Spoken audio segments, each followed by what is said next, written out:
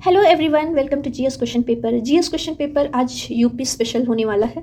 इसमें हम लोग उत्तर प्रदेश के करंट अफेयर्स के लगभग 12 क्वेश्चन है उसको सॉल्व करेंगे। इसके बाद बाकी जितने भी क्वेश्चन है वो उत्तर प्रदेश जीके जीएस से रिलेटेड क्वेश्चन है, मोस्ट इंपॉर्टेंट क्वेश्चन है। आप सभी लोग सॉल्व करते जाइएगा और देखिएगा लास्ट में सारे 40 क्वेश्चन में से आप लोगों ने कितने क्वेश्चन को राइट आंसर किया है। कमेंट बॉक्स में ज़रूर मुझे बताइएगा। फर्स्ट, इस साल के बजट से शुरू करते हैं। उत्तर प्रदेश बजट 2023-24 के तहत निम्नलिखित में से किस क्षेत्र में व्यय में अधिकतम प्रतिशत वृद्धि देखी गई है। 4 ऑप्शन दिए गए हैं, शिक्षा, खेल, कला और संस्कृति से, या स्वास्थ्य और परिवार कल्याण से, फिर पुलिस है, और डी ऑप्शन है समाज कल्याण। तो किस क्षेत्र में अधिकतम प्रतिशत की वृद्धि देखी गई है। यहाँ पर आपको बता दें जो फर्स्ट ऑप्शन है ये हम लोगों का राइट आंसर है। पहला जो सबसे अधिक वृद्धि देखी गई है व्यय के क्षेत्र में वो शिक्षा, खेल, कला और संस्कृति है। दूसरे नंबर पर आपका आता है स्वास्थ्य और परिवार कल्याण पर खर्च किया गया है। इसके बाद तीसरे नंबर पर पुलिस और समाज कल्याण से रिलेटेड कार्यों पर सबसे ज़्यादा व्यय प्रतिशत की वृद्धि देखी गई है। नेक्स्ट क्वेश्चन, चलिए बढ़ते हैं हम लोग। उत्तर प्रदेश में सरकारी स्वास्थ्य सुविधाओं पर नवजात शिशुओं को प्रसव के तुरंत बाद जन्म पंजीकरण प्रमाण पत्र जारी करने के लिए किस ऐप का उपयोग किया जाएगा। 4 ऑप्शन दिए गए हैं, माँ नवजात ट्रैकिंग यानी कि मंत्रा ऐप, यूपी ई नगर सेवा ऐप, या यूपी नगर निगम ऐप, या उपरोक्त में से कोई नहीं। तो इसका जो राइट आंसर होगा वो फर्स्ट ऑप्शन होगा, माँ नवजात ट्रैकिंग यानी कि मंत्रा ऐप इसको बोलते हैं। इसके बारे में हम लोग थोड़ा डिटेल देखते हैं। जन्म पंजीकरण प्रमाण पत्र जन्म के समय ही प्राप्त होगा और प्रमाण पत्रों के लिए अभिभावकों को अलग से आवेदन करने की ज़रूरत नहीं होगी। उत्तर प्रदेश सरकार ने अपने मंत्रा यानी कि माँ नवजीवन ट्रैकिंग ऐप जो है को जन्म पंजीकरण प्रणाली के साथ एकीकृत कर दिया है। यानी कि जैसे ही जन्म होगा उन लोगों का जन्म प्रमाण पत्र किसी नगर निगम या ऐसे नहीं बनवाना पड़ेगा किसी कार्यालय से, उन्हें जन्म पंजीकरण प्राप्त हो जाएगा, जन्म प्रमाण पत्र। उत्तर प्रदेश मुख्यमंत्री कार्यालय द्वारा शुरू की गई व्हाट्सएप सेवा का प्राथमिक उद्देश्य क्या है। तो मुख्यमंत्री कार्यालय के द्वारा एक व्हाट्सएप सेवा शुरू किया गया है। इसका जो उद्देश्य है, पहला है आम लोगों और मुख्यमंत्री कार्यालय के बीच संचार की सुविधा के लिए, या दूसरा है व्यावसायिकों को खनन लाइसेंस प्रदान करने के लिए, या तीसरा दिया है सरकारी पहलों और योजनाओं के बारे में जागरूकता बढ़ाने के लिए, या चौथा दिया हुआ है यहाँ पर कि लोगों को अपराधों और अन्य घटनाओं की रिपोर्ट करने के लिए। यानी कि अगर जो राज्य में किसी भी तरीके का अपराध होता है तो वो मुख्यमंत्री कार्यालय में उसकी रिपोर्ट कर सके। इसमें से जो राइट आंसर होगा वो होगा हम लोगों का ए ऑप्शन, यानी कि पहला ऑप्शन, आम लोगों और मुख्यमंत्री कार्यालय के बीच संचार की सुविधा को बढ़ाने के लिए इस व्हाट्सएप सेवा को शुरू किया गया है। यहाँ पर इसका डिटेल देखते हैं। उत्तर प्रदेश के मुख्यमंत्री कार्यालय द्वारा शुरू की गई व्हाट्सएप सेवा का उद्देश्य आम लोगों और मुख्यमंत्री कार्यालय के बीच संचार को सुविधाजनक बनाना है। इसका मतलब यह है कि लोग इस सेवा का उपयोग अपने विचारों और चिंताओं को मुख्यमंत्री कार्यालय के साथ साझा करने और अपने अनुरोधों और शिकायतों पर प्रतिक्रिया प्राप्त करने के लिए कर सकते हैं। नेक्स्ट क्वेश्चन दिया हुआ है, उत्तर प्रदेश में पहला ट्रांसजेंडर प्राइड वॉक पार्क कहाँ आयोजित किया गया है। तो ये किया गया था लखनऊ, मथुरा, झांसी या फिर गोंडा। तो इसका जो राइट आंसर होगा वो होगा उत्तर प्रदेश का जो पहला है, मोस्ट इंपॉर्टेंट हो जाता है। पहला शब्द कहीं पे भी आए किसी भी क्वेश्चन में तो वो क्वेश्चन थोड़ा सा इंपॉर्टेंट हो जाता है। यहाँ पर है पहला ट्रांसजेंडर प्राइड वॉक पार्क आयोजित किया गया है लखनऊ में। फर्स्ट ऑप्शन यहाँ पर जो है वो यहाँ पर राइट आंसर है। नेक्स्ट क्वेश्चन देखते हैं, ये कथन से रिलेटेड है और आपको कूट से सही आंसर को सॉल्व करना है। उत्तर प्रदेश ने संस्कृत प्रतिभा खोज प्रतियोगिता के संबंध में निम्नलिखित कथनों पर विचार करें। कथन 1 है कि उत्तर प्रदेश सरकार के द्वारा संस्कृत भाषा को बढ़ावा देने के लिए प्रतियोगिता का आयोजन किया जा रहा है। कथन 2 है प्रतियोगिता केवल राज्य स्तर पर आयोजित की जाएगी, इसमें कोई जिला या संभाग स्तरीय प्रतियोगिता नहीं होगी। कथन तीसरा है कक्षा 6 से लेकर के स्नातकोत्तर तक, यानी कि एमए की जो डिग्री होती है या मास्टर की डिग्री किसी भी क्षेत्र में तक, छात्र प्रतियोगिता में भाग लेने के लिए पात्र हैं। उपरोक्त में से कौन सा कथन सही है। यहाँ पर कूट दिया गया है।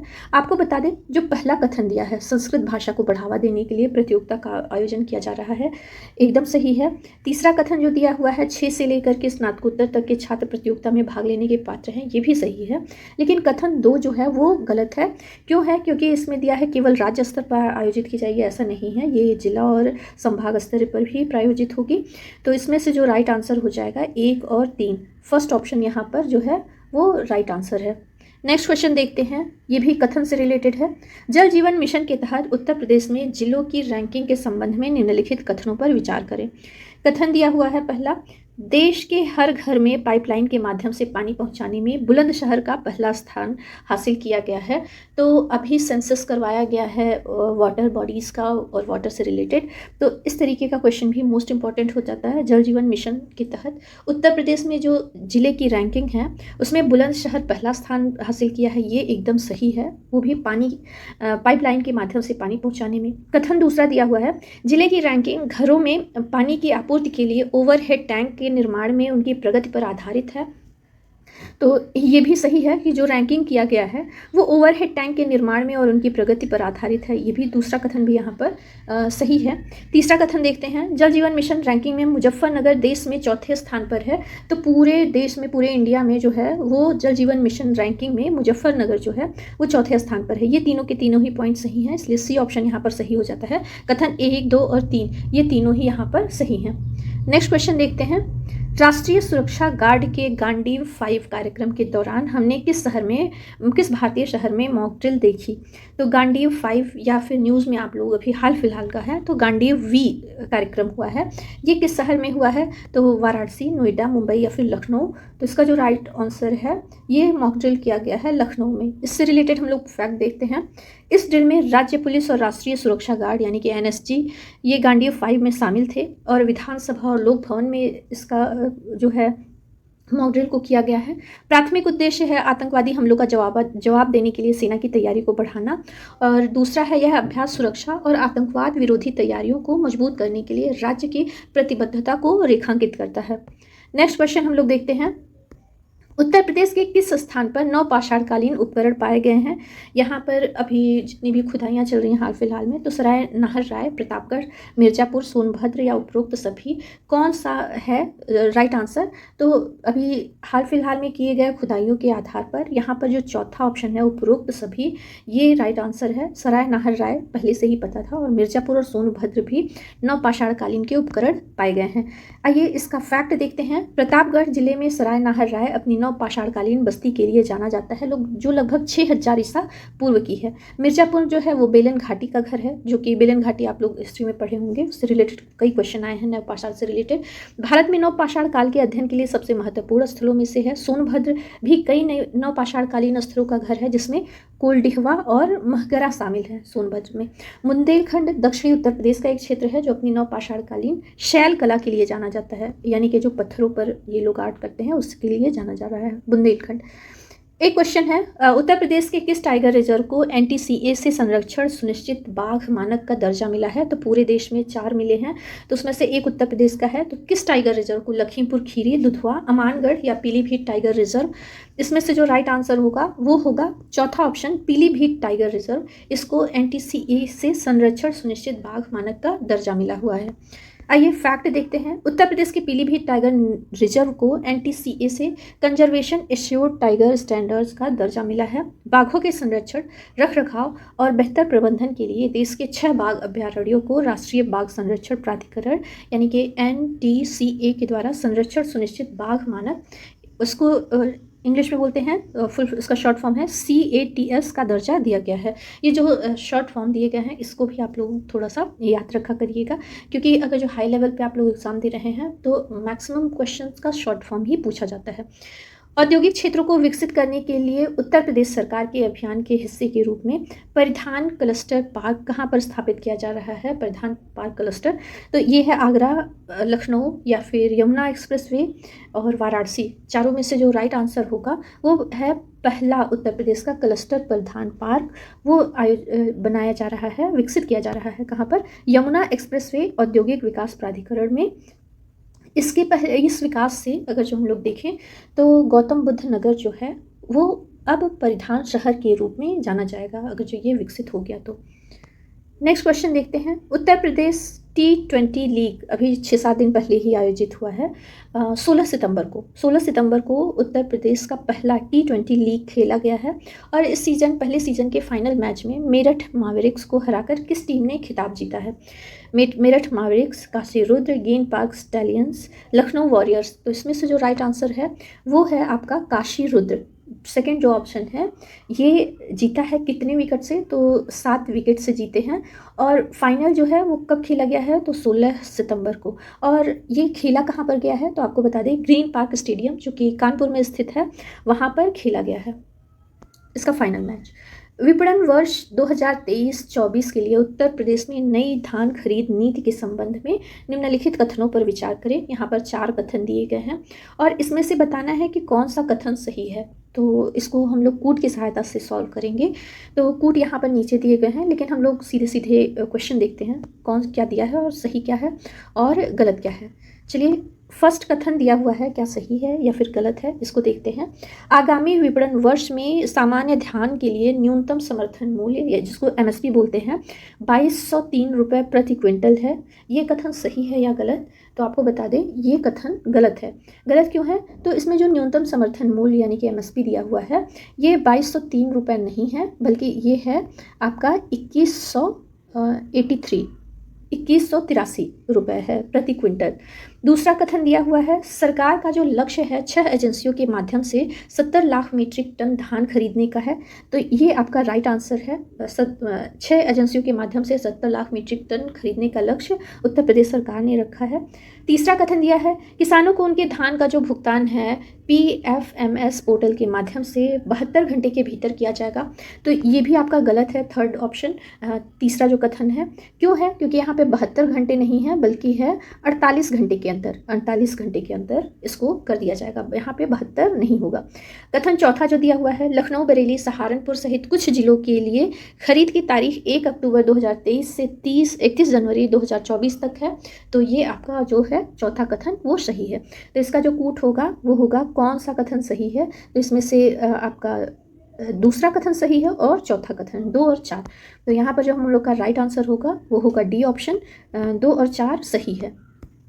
उत्तर प्रदेश के भूगोल के बारे में निम्नलिखित में से कौन सा या कौन से कथन सही हैं। ये भी कथन और कारण वाला कथन वाला क्वेश्चन है, कूट के माध्यम से आपको सॉल्व करना है। सॉरी, यहाँ पे कूट नहीं दिया हुआ है, सिर्फ कथन दिया हुआ है। आपको बताना है इन चारों में से कौन सा सही है। पहला है, उत्तर प्रदेश भारत के उत्तर मध्य में स्थित एक सीमांत राज्य है, यानी कि सीमांत राज्य यानी कि जिसका एक सीमा किसी विदेशी धरती से लगती हो। दूसरा है, इसका कुल क्षेत्रफल 2,43,286 वर्ग किलोमीटर है, जो भारत के कुल क्षेत्रफल का 7.3% है, 3% है। और तीसरा पॉइंट दिया है, इसकी सीमाएं 9 राज्यों और केंद्र शासित प्रदेशों के साथ साझा होती हैं, जिसमें हिमाचल प्रदेश, हरियाणा, राजस्थान, मध्य प्रदेश, छत्तीसगढ़, झारखंड, बिहार, उत्तराखंड और दिल्ली शामिल हैं। और चौथा दिया है उपरोक्त सभी, तो इसका जो राइट आंसर होगा वो फोर्थ ऑप्शन होगा, उपरोक्त सभी। यहाँ पर उत्तर प्रदेश के भूगोल से रिलेटेड है, तो ये चारों के चारों पॉइंट अलग क्वेश्चन बना करके भी पूछ सकता है, या फिर आप यहाँ पे कथन पे दिया हुआ है, चारों यहाँ पर सही हैं। कुल क्षेत्रफल जो है वो 2,43,286 वर्ग किलोमीटर है, और पूरे भारत का अगर जो प्रतिशत में बात करें तो 7.33% है। और इसकी सीमाएं जो है 9 राज्य और केंद्र शासित प्रदेश कौन सा, दिल्ली। और 9 राज्य कौन से हैं, तो हिमाचल प्रदेश, अगर जो मैप में ऊपर से देखते चले तो हिमाचल प्रदेश, इसके बाद दिल्ली, हरियाणा, फिर राजस्थान, मध्य प्रदेश, छत्तीसगढ़, झारखंड, बिहार, उत्तराखंड, ये सब इसमें शामिल हैं। निम्नलिखित जिलों को उनकी पुरुष जनसंख्या के आरोही क्रम में व्यवस्थित करें। अब जो क्वेश्चंस आ रहे हैं वो आपके जीके से रिलेटेड है। निम्नलिखित में आपको बताना है कहाँ पे पुरुष जनसंख्या आरोही क्रम यानी कि बढ़ते हुए क्रम में, तो सबसे कम कहाँ पे है, उससे ज़्यादा कहाँ पर, फिर उससे ज़्यादा कहाँ पर है। तो इसका जो राइट आंसर है मुरादाबाद, गाजियाबाद, प्रयागराज, गाजियाबाद, मुरादाबाद, प्रयागराज या मुरादाबाद, ये 3 ही ऑप्शन है ऑप्शन में। तो देखिए सबसे कम जो है वो गाजियाबाद में है, उसके बाद दूसरे नंबर पर आता है मुरादाबाद और तीसरे नंबर पर आता है प्रयागराज। तो यहाँ पर जो आरोही क्रम बन रहा है वो है बी ऑप्शन, तो बी ऑप्शन हम लोगों का जो है वो राइट आंसर है। नेक्स्ट क्वेश्चन देखते हैं, राज्य का निम्नलिखित में से कौन सा शहर उद्यानों के शहर के लिए जाना जाता है। तो लखनऊ, आगरा, बटेश्वर या बिठूर, तो कौन सा शहर है उद्यानों का शहर बोला जाता है। तो ये है आपका हम लोग के उत्तर प्रदेश की जो राजधानी है लखनऊ, इसको उद्यानों का शहर भी कहते हैं, ये एक उसका उपनाम भी है। तो उद्यानों का शहर लखनऊ। नेक्स्ट क्वेश्चन देखते हैं, नवाबगंज पक्षी अभ्यारण्य उत्तर प्रदेश के किस जिले में स्थित है। तो जितने भी पक्षी अभ्यारण्य हैं इससे रिलेटेड मैंने वीडियो बनाया हुआ है, वहाँ पर मतलब थोड़े से ट्रिक के माध्यम से भी सॉल्व करने को बताया है।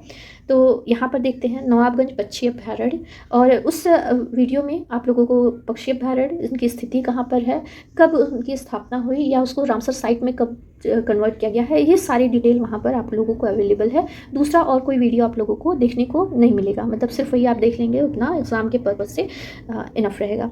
चलिए, ऑप्शन दिया है बरेली, बदायूं, उन्नाव, इनमें से कोई नहीं।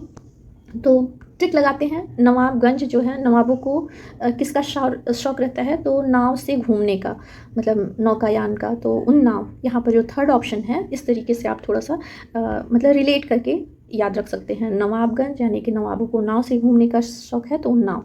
तो उन्नाव पक्षी, मतलब उन्नाव में है नवाबगंज पक्षी अभयारण्य।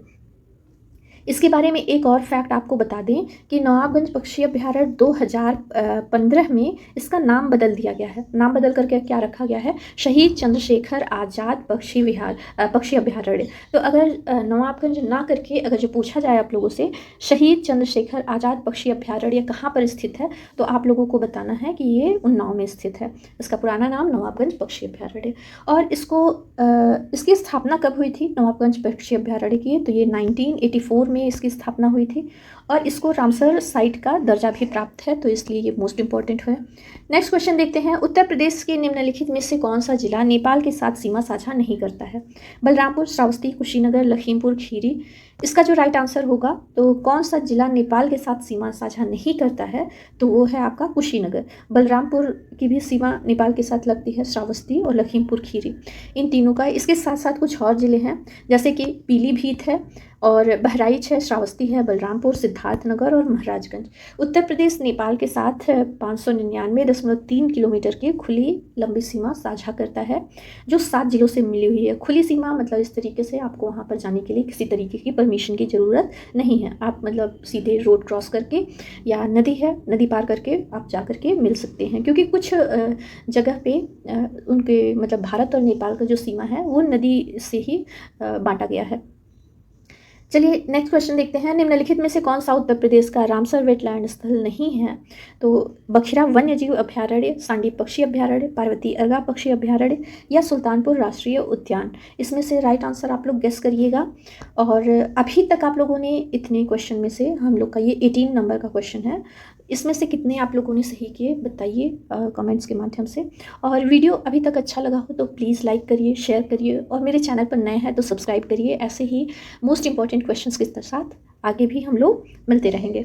चलिए, इसका जो राइट आंसर है कौन सा उत्तर प्रदेश का नहीं है, तो बखिरा वन्यजीव अभयारण्य, ये आपका कहाँ पर है, संत कबीर नगर में, तो उत्तर प्रदेश में है। सांडी पक्षी अभयारण्य, सांडी कहाँ पर है, तो ये हरदोई में है। हरदोई मतलब हर हर महादेव, और सांड यानी कि उनका बैल है, मतलब वाहन बोलते हैं। तो सांडी पक्षी अभयारण्य हरदोई। पार्वती अर्गा कहाँ पर है, तो ये गोंडा जिला में स्थित है। जबकि सुल्तानपुर, हम लोग का जो ऑप्शन 4 है, ये राइट आंसर होगा। ये उत्तर प्रदेश का रामसर वेटलैंड स्थल नहीं है। ये कहाँ का है, सुल्तानपुर राष्ट्रीय उद्यान। तो सुल्तानपुर राष्ट्रीय उद्यान गुरुग्राम हरियाणा में है, और इसकी स्थापना हुई थी 1972 में। और 1972 में इसे पक्षी अभयारण्य बनाया गया था, और बाद में 1991 में इसे राष्ट्रीय उद्यान बना दिया गया। 1991 में इसे राष्ट्रीय उद्यान बना दिया गया। तो इसका जो राइट आंसर है वो है सुल्तानपुर राष्ट्रीय उद्यान। चौथा ऑप्शन यहाँ पर हम लोगों का राइट आंसर है। उत्तर प्रदेश में प्रति 1000 पुरुषों पर महिलाओं का अनुपात कितना है? जनगणना से रिलेटेड क्वेश्चन है, और मैंने जनगणना उत्तर प्रदेश और भारत का इससे रिलेटेड वीडियो पहले से ही अपलोड किया है, सारे के सारे फैक्ट्स एक ही वीडियो में। चलिए, इसका जो राइट आंसर होगा वो होगा 912। उत्तर प्रदेश में 1000 पुरुषों पर 912 महिलाओं का अनुपात है, मतलब 1000 पुरुषों पर 912 महिलाएं हैं। गोमती नदी किस स्थान पर गंगा नदी से मिलती है? कन्नौज, प्रयागराज, गाजीपुर या इनमें से कोई नहीं? तो इसका जो राइट आंसर होगा गोमती नदी। ये इससे रिलेटेड कुछ और क्वेश्चन है, जैसे पूछता है कि इसका उद्गम स्थल कहाँ है, कई बार पूछा है। या फिर गोमती नदी के किनारे कौन सा मतलब फेमस शहर स्थित है, और यहाँ पर दिया हुआ है किस स्थान पर गंगा नदी से मिलती है, तो ये गाजीपुर में गोमती नदी गंगा से जाकर के मिल जाती है। तो इसका थर्ड ऑप्शन जो है वो राइट आंसर है। और नेक्स्ट फैक्ट देखते हैं। गाजीपुर स्थान पर गोमती नदी का संगम गंगा नदी से होता है। गोमती नदी का उद्गम पीलीभीत के माधो टांडा के निकट गोमत ताल से होता है। और गोमत ताल से कहाँ से ये होता है, तो ये वहाँ पर एक फुलहर झील है, फुलहर झील से ही ये नदी निकलती है। उत्तर प्रदेश की राजधानी लखनऊ जो है वो गोमती नदी के तट पर स्थित है। तो ये क्वेश्चन भी पूछा है कि कौन से शहर किस नदियों पे है, या तो मैच वाले में आएगा या सीधे पूछ देगा लखनऊ कहाँ किस नदी के तट पर स्थित है। सांडी अभ्यारण्य किस जिले में स्थित है? बरेली, हरदोई, चंदौली, बाराबंकी। तो अभी मैंने ऊपर क्वेश्चन में बताया है आपको, इसका आंसर आप लोग गेस कर ही लिए होंगे। सांडी, सांड यानी कि बैल, और किससे रिलेटेड है तो हर हर महादेव, तो हरदोई। सांडी किससे है? हरदोई। इस तरीके से आप अपना भी कोई ट्रिक बना करके क्वेश्चंस को ईजिली लर्न कर सकते हैं, याद रख सकते हैं लंबे टाइम तक के लिए। सांडी अभ्यारण्य किस जिले में स्थित है? तो सांडी अभ्यारण्य स्थित है आपका हरदोई में। निम्नलिखित युग्मों पर विचार करें और इसमें आपको बताना है कौन सी झील और उनके स्थान गलत सुमेलित हैं। कूट दिया हुआ है। बरुआ सागर झांसी, चितौरा झील सुल्तानपुर, दरवान झील अयोध्या। तो ये जितने वाटर बॉडीज से रिलेटेड कि कौन सा ताल या झील कहाँ पर स्थित है, इससे भी रिलेटेड वीडियो आपको मेरे चैनल पर अवेलेबल है, आप जाकर के डिटेल उसको देख सकते हैं। यहाँ पर जो राइट आंसर है वो होगा सी ऑप्शन, केवल 2। चितौरा झील सुल्तानपुर में नहीं है। तो ये कहाँ पर है? तो चितौरा झील जो है वो बहराइच में स्थित है। कहाँ पर स्थित है? चितौरा झील बहराइच में स्थित है। बरुआ सागर झांसी में है, दरवान झील अयोध्या में है, ये दोनों सही है। चितौरा झील आपका बहराइच में स्थित है, इसलिए यहाँ पर सी केवल 2 ये गलत है। चितौरा झील सुल्तानपुर में नहीं है। समरू बेगम ने किस स्थान पर प्रसिद्ध चर्च का निर्माण करवाया था? कानपुर, सरथना, सारनाथ या प्रयागराज। तो इसका जो आंसर होगा समरू बेगम, इन्होंने सरथना में एक प्रसिद्ध चर्च का निर्माण करवाया है। उस चर्च का नाम क्या है? तो यहाँ पे बोलते हैं basilica of our lady of graces. ये चर्च वर्जिन मैरी को समर्पित है और चर्च की स्थापना बेगम समरू, जो कि एक मुस्लिम महिला थी, और इन्होंने एक यूरोपीय पहाड़ी के सैनिक वॉल्टर रेनहाइट सोमरे से शादी की थी और उन्हीं के द्वारा ये बनवाया गया है। नेक्स्ट क्वेश्चन है, यूपी में लोक अदालत की शुरुआत कब की गई थी? 1977 में, 1987 में, 1989 में या 1974 में? तो उत्तर प्रदेश में अगर जो लोक अदालतों की बात करें तो ये शुरू किया गया था, सेकेंड ऑप्शन 1987 में। नेक्स्ट क्वेश्चन देखते हैं। यहाँ पर इसका फैक्ट दिया है, यूपी में लोक अदालत की शुरुआत 1987 में हुई थी। लोक अदालत जो है विधिक सेवा प्राधिकरण अधिनियम 1987 के अंतर्गत एक वैज्ञानिक संगठन है, वैधानिक संगठन है, सॉरी वैज्ञानिक नहीं। पशु जैविक औषधि संस्थान किस जिले में स्थित है? मुरादाबाद, कानपुर, लखनऊ, मेरठ। इन चारों में से राइट आंसर आप लोग गेस करिए। इसका जो राइट आंसर होगा, पशु जैविक औषधि संस्थान कहाँ पर स्थित है? तो ये है लखनऊ में। यहाँ पर जो थर्ड ऑप्शन है वो हम लोगों का राइट आंसर है। नेक्स्ट क्वेश्चन दिया है, ये भी कथन से रिलेटेड है। निम्नलिखित कथनों पर विचार करें। कथन 1 दिया हुआ है, कृषि उत्तर प्रदेश की अर्थव्यवस्था का सबसे महत्वपूर्ण क्षेत्र है। कथन 2 दिया हुआ है, राज्य चावल और गेहूं जैसे खाद्यान्न का एक प्रमुख उत्पादक है। कथन 3 दिया हुआ है, राज्य दूध और अन्य पशुधन उत्पादकों का भी प्रमुख उत्पादक है। तो इसमें से कौन सा या कौन से कथन सही हैं? केवल कथन 1 सही है, या केवल कथन 2 सही है, या केवल 3 सही है, या सभी कथन सही हैं? तो इसका जो राइट आंसर होगा, ये तीनों का तीनों ही यहाँ पर सही है। कैसे सही है इसका फैक्ट हम लोग थोड़ा देखते हैं। जो कथन पहला दिया हुआ है कि कृषि उत्तर प्रदेश की अर्थव्यवस्था का सबसे महत्वपूर्ण क्षेत्र है, जो राज्य की सकल घरेलू उत्पाद यानी कि जीडीपी में लगभग 25% का योगदान देता है, तो फर्स्ट कथन सही है। दूसरा दिया हुआ है कि राज्य चावल और गेहूं जैसे खाद्यान्न का एक प्रमुख उत्पादक है, तो ये भी सही है। क्यों? क्योंकि 2022-23 में राज्य ने रिकॉर्ड 123 मिलियन टन खाद्यान्न का उत्पादन किया है, जिसमें से 62 मिलियन टन गेहूँ और 60 मिलियन टन चावल शामिल थे। कथन 3 दिया हुआ है, राज्य दूध और पशुधन उत्पादकों का भी प्रमुख उत्पादों का भी प्रमुख उत्पादक है, तो ये भी सही है। क्योंकि 22-23 में राज्य ने 190 मिलियन टन दूध का उत्पादन किया, जिससे यह भारत में सबसे बड़ा दूध उत्पादक राज्य बन गया था। तो यहाँ पे तीनों के तीनों हम लोगों को जो कथन दिया हुआ है वो सही है। फिर से एक क्वेश्चन दिया हुआ है, निम्नलिखित कथनों पर विचार करें, और 3 कथन दिए हैं और आपको बताना है कौन सा सही है या कौन से सही है, सारे के सारे सही हैं। कथन 1 दिया है, चिकनकारी एक नाजुक और पारंपरिक कढ़ाई है जो मुख्य रूप से लखनऊ से में प्रचलित है, तो ये तो लखनऊ की चिकनकारी फेमस है। फर्स्ट ऑप्शन यहाँ पर जो है वो हम लोगों का राइट आंसर है। सेकेंड कथन दिया हुआ है, जरदोजी कढ़ाई की एक अनोखी कला है जहाँ कढ़ाई जो है वो 3 आयामों में की जाती है, तो जरदोजी से रिलेटेड है, तो ये भी जो है ये 3 आयामों में की जाती है, कथन सही है। तीसरा दिया है, कालीन बुनाई भी उत्तर प्रदेश की एक महत्वपूर्ण सांस्कृतिक अभिव्यक्ति है, तो ये भी आपका तीसरा ऑप्शन दिया है वो भी राइट आंसर है। अब आपको एक थोड़ा सा वर्क देते हैं, होमवर्क समझ लीजिए। आपको बताना है कि कहाँ का कालीन ODOP में सिलेक्टेड है, यानी कि एक जिला एक उत्पाद में कहाँ का है कालीन, जो कि सिलेक्टेड है ODUP में। तो इसका राइट आंसर हम लोग देखते हैं कौन सा सही है, तो यहाँ पे सभी कथन सही हैं।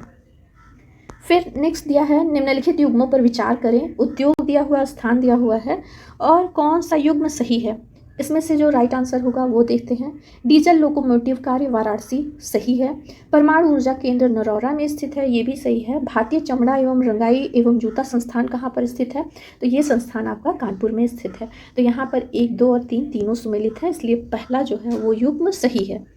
नेक्स्ट क्वेश्चन देखते हैं। हरदुल कथा किस स्थान के विशिष्ट प्रकार के लोकगीत हैं जो उत्तर प्रदेश और मध्य प्रदेश तक फैले हुए हैं। अब उत्तर प्रदेश और मध्य प्रदेश तक फैले हैं, यानी कि आपका इधर दक्षिण साइड का एरिया हो गया। मिर्ज़ापुर है, बुंदेलखंड है, अवध है, ब्रज है। तो हरदुल कथा जो है ये बुंदेलखंड का एक फेमस जो है, कहते हैं ना कि लोक गीत है। तो इसका जो राइट आंसर है वो सेकंड ऑप्शन है। बुंदेलखंड का ये प्रचलित लोकगीत है हरदुल कथा। उत्तर प्रदेश का राज्य का कौन सा शहर पीतल के बर्तनों के निर्माण के लिए प्रसिद्ध है। सहारनपुर, मुरादाबाद, आगरा या फिर लखनऊ। तो पीतल के बर्तनों का जो निर्माण होता है सबसे ज़्यादा वो आपका होता है मुरादाबाद में। यहाँ पर सेकेंड ऑप्शन जो है वो राइट आंसर है। 2021 की जनगणना के अनुसार निम्नलिखित में से कौन सा उत्तर प्रदेश का सबसे साक्षर जिला है। गाजियाबाद है, गौतम बुद्ध नगर है, लखनऊ या फिर जौनपुर।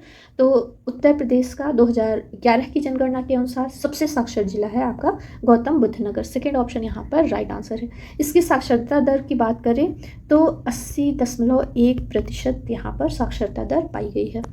नेक्स्ट क्वेश्चन देखते हैं। निम्नलिखित में से कौन सा कृषि विश्वविद्यालय उत्तर प्रदेश में नहीं है।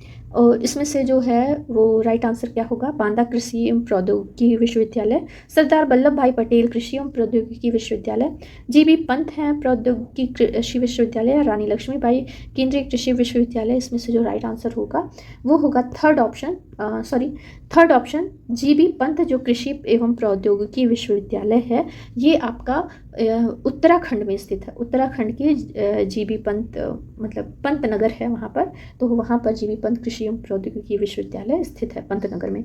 पंतनगर कहाँ है, उत्तराखंड में। काकोरी षड्यंत्र केस के प्रमुख आरोपी राम प्रसाद बिस्मिल को उत्तर प्रदेश के किस शहर में फांसी दी गई थी। मोस्ट रिपीटेड क्वेश्चन है और मोस्ट इंपॉर्टेंट। वाराणसी, गोरखपुर, कानपुर, लखनऊ, इन चारों में से जो राइट आंसर होगा वहाँ काकोरी षड्यंत्र केस में है। तो 2-3 लोग शामिल थे और सबको अलग अलग, किसी को मतलब नैनी जेल में फांसी हुई है, किसी को गोरखपुर में फांसी हुई है और किसी को कानपुर में। तो इस तरीके से अलग अलग जगहों पर फांसी हुई थी। तो इसका जो राइट आंसर होगा वो होगा काकोरी षड्यंत्र केस में राम प्रसाद बिस्मिल जी को गोरखपुर में फांसी दी गई थी। सेकेंड ऑप्शन यहाँ पर जो है वो राइट आंसर है। आइए फैक्ट से रिलेटेड जो और क्वेश्चन बनते हैं उसको देखते हैं। 19 दिसंबर 2027 को बिस्मिल को गोरखपुर के जेल में फांसी दे दी गई थी। और अशफाक उल्लाह खान को कहाँ पर दी गई थी, ये क्वेश्चन भी पूछा है, तो फैजाबाद जेल में। ठाकुर रोशन सिंह को कहाँ पर, तो नैनी इलाहाबाद जेल में फांसी दी गई। काकोरी एक्शन ट्रेन एक ट्रेन डकैती थी जो 9 अगस्त को लखनऊ के पास गांव काकोरी में हुई थी। कब हुई थी, 9 अगस्त को, तो कहाँ पर, लखनऊ में हुई थी। और अभी हाल ही में यूपी सरकार ने भारतीय स्वतंत्रता संग्राम के इतिहास के महत्वपूर्ण आंदोलन काकोरी कांड जिसको बोलते थे, अब इसका नाम बदल करके काकोरी ट्रेन एक्शन कर दिया है। तो ये एक सराहनीय कार्य था उत्तर प्रदेश सरकार का। नेक्स्ट क्वेश्चन देखते हैं। उत्तर प्रदेश में आयोजित कांपिल्य मेला किस समुदाय से संबंधित है, जैन, सिख, ईसाई और बौद्ध। तो उत्तर प्रदेश में जो आयोजित कांपिल्य मेला है ये है आपका जैन धर्म से। फर्स्ट ऑप्शन यहाँ पर राइट आंसर है। अच्छा, ये मेले से रिलेटेड क्वेश्चन पूछता है कि ये मेला किस शहर में लगता है, किस जगह पे लगता है। तो आपको बता दें कांपिल्य मेला जो है वो लगता है आपका फर्रुखाबाद में है, जो जैन धर्म से रिलेटेड है। यहाँ पर कुछ फैक्ट देखते हैं। 13वें तीर्थंकर ब्रह्लान विमल नाथ का जो जन्म है वो कांपिल्य में हुआ था। फर्रुखाबाद जिले के इस शहर में भगवान महावीर ने भी दौरा किया था। और कांपिल्य मेला इस महान गुणी व्यक्ति जो 13वें तीर्थंकर थे इनकी यात्रा की स्मृति में आयोजित किया जाता है। तो किससे रिलेटेड है, जैन धर्म से। और कहाँ पर है, तो फर्रुखाबाद जिले में। फिरोजाबाद किस चीज़ के उत्पादन के लिए प्रसिद्ध है, तो फिरोजाबाद चूड़ियों के लिए प्रसिद्ध है। यहाँ पर ये तो फेमस है चूड़ियों के लिए फिरोजाबाद, और अलीगढ़ जो है वो ताले के लिए प्रसिद्ध है। तो यहाँ पर और एक चीज़ और है, सुहाग नगरी सुहाग नगरी किसे कहते हैं या किसको उपमा दी गई है, तो ये दी गई है फिरोजाबाद को। यहाँ पर फर्स्ट ऑप्शन इसके लिए भी है, फिरोजाबाद चूड़ियाँ बनाने के लिए इसको सुहाग नगरी भी बोलते हैं। नेक्स्ट क्वेश्चन दिया हुआ है, इलाहाबाद उच्च न्यायालय के प्रथम भारतीय मुख्य न्यायाधीश कौन है? विधु भूषण मलिक, इकबाल अहमद, कमलकांत वर्मा या मोहम्मद सुलेमान। तो इलाहाबाद उच्च न्यायालय अंग्रेजों के ज़माने का है। इसमें जो प्रथम भारतीय मुख्य न्यायाधीश नियुक्त हुए थे वो थे आपके मोहम्मद सुलेमान। यहाँ फोर्थ ऑप्शन जो है वो राइट आंसर है। ये पहले भारतीय थे जो कि मुख्य न्यायाधीश यहाँ पर नियुक्त किए गए इलाहाबाद उच्च न्यायालय में। इसका एक क्वेश्चन और पूछा जा सकता है कि इलाहाबाद उच्च न्यायालय का निर्माण किसने करवाया था? Khan Sahab Nizamuddin, sir Henry Richards, Shah Mohammad Suleman, sir Arthur Strachey. तो शाह मोहम्मद सुलेमान तो फर्स्ट जज हैं, मुख्य न्यायाधीश यहाँ पर भारतीय थे जो कि, और इसका जो निर्माण था ये करवाया था खान साहब निज़ामुद्दीन। फर्स्ट ऑप्शन यहाँ पर जो है वो राइट आंसर है। इलाहाबाद उच्च न्यायालय का निर्माण किसने करवाया था? तो खान साहब निज़ामुद्दीन ने। नेक्स्ट क्वेश्चन देखते हैं। अच्छा, इससे रिलेटेड यहाँ पर फैक्ट भी है, इसकी स्थापना पूछा जा सकता है, तो हुआ था 17 मार्च 1866 ईस्वी में। नेक्स्ट क्वेश्चन देखते हैं, दाऊजी महाराज का मंदिर कहाँ पर स्थित है? ये बहुत ही प्रसिद्ध मंदिर है, ये है आपका मथुरा में। फर्स्ट ऑप्शन यहाँ पर राइट आंसर है, दाऊजी महाराज मंदिर स्थित है आपका मथुरा में। नेक्स्ट क्वेश्चन देखते हैं। क्वेश्चंस को अब इतना कंप्लीट हो गया है। उत्तर प्रदेश से रिलेटेड और भी क्वेश्चंस हैं, नेक्स्ट वीडियो में आएंगे। तब तक के लिए मुझको इजाज़त दीजिए, मिलते हैं नेक्स्ट वीडियो में नेक्स्ट टॉपिक के साथ। Bye bye.